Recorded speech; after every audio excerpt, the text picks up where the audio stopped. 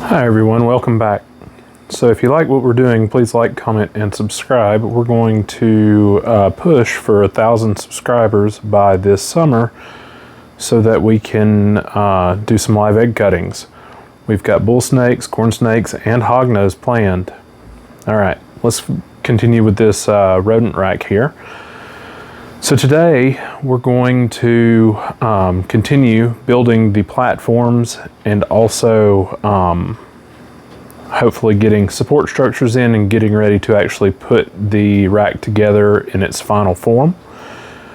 We're at least going to get the 6 shelves done. Now, I left yesterday off with just throwing together one of the shelves as a square, and we will I'll go into more detail with that, and then we will work on getting the supports in and then the mesh done. All right, let's get to work. All right, here we go with the next level of the rack. When building this,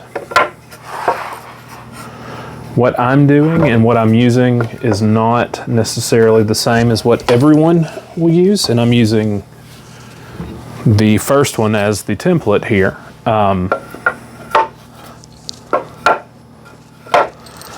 actually using 4-inch screws, and the reason why is we're screwing into 2.5 inches of wood, and a 3-inch screw is only going to intrude about this far into this piece of wood, if that.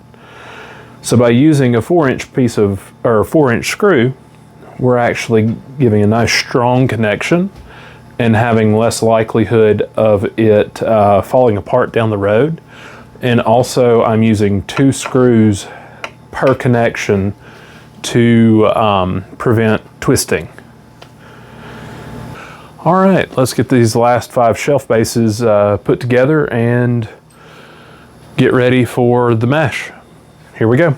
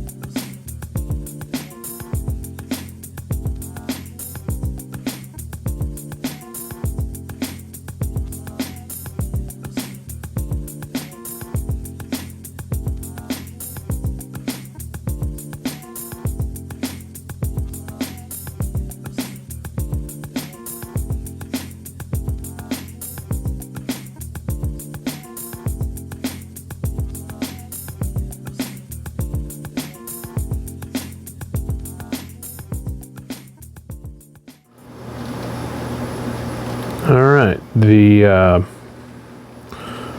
6 bases or the 6 shelves for the rack are done. Now we're going to cut the base. Now, according to our tabletop math, we have a width of 21 1/4, and the same as previously. Because of the thickness of the wood, we're going to remove 5 inches from that, and it is 16 1/4. So I'm going to go cut 6 of those boards, and I'll be right back. We'll get those put in as well.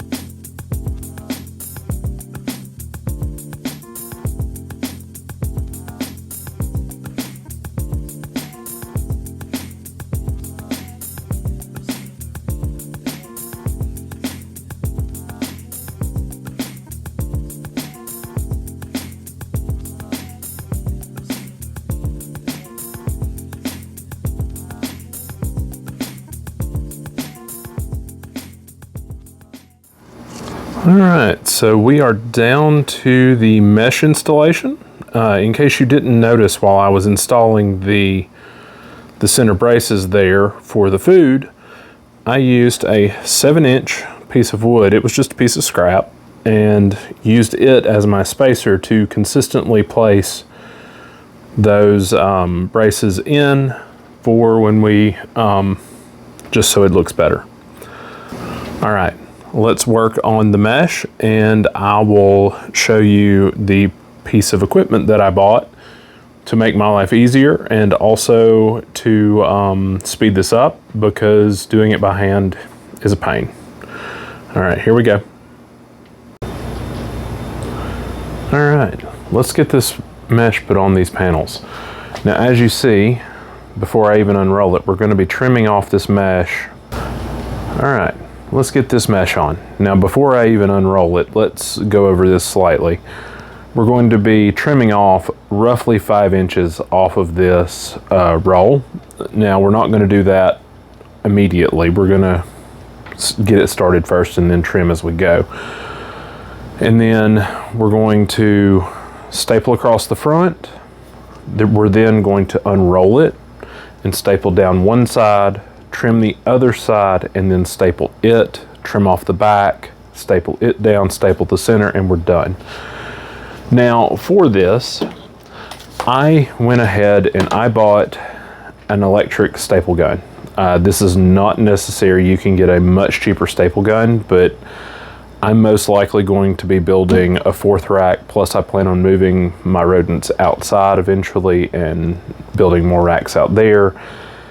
And to save my hands and to speed things up, I went ahead and spent the money. It is not a necessity. This is definitely a luxury. And outside of that, I'm honestly using this to cut the wire, because the 10 snips aren't have a hard time cutting this gauge wire, and I can snip this off pretty quick. All right, let's get to work and you can see how I do this.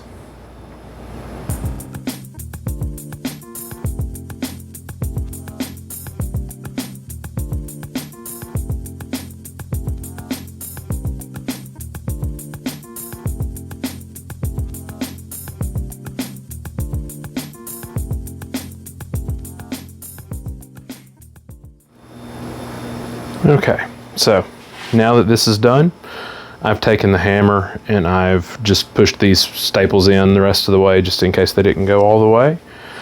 And that shelf is ready to go. I'm going to go ahead and do this for the other 5, and we will get ready to assemble this thing tomorrow. All right, you guys have a great day. Bye.